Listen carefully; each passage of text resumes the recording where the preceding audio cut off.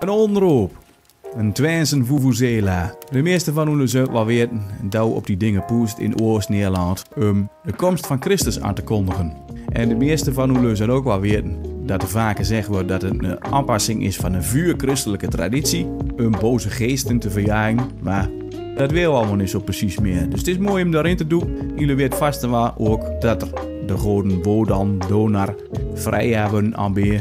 Maar er waren nog heel veel van die morgen meer. Ene daarvan, dat was Heimdall. En Heimdall, dat was een witse oos. Oftewel een helderste god van allemaal. En Heimdall, daar werd geboren uit niet ene maagd, nee, uit wat negen tegelijk. Kun je zien hoe het een beetje verbasterd hebt om het nog een beetje geloofwaardig te maken. En hij was een wachtersgod. Hij had nou niks te doen, want hij zag het toch allemaal van de vuur gebeuren. Maar als er gebeuren dat er gevaar aankwam, dan toet hij op zijn hoorn en dan wist er de hele wereld van. Mooi. Ook bijvoorbeeld dat de Ragnarök aansteekt te komen. Het einde der tijden.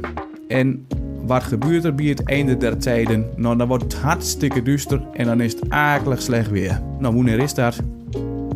In deze tijd. Het Ragnarök is gebeurd. Het is allemaal glad. Er blijft 2 leu ouder. Die komt in een nieuwe wereld terecht. En dan zal het een prachtig, nieuw, vredig hemels bestaan hebben. En dat is het verhaal van de Merewinterhoorn.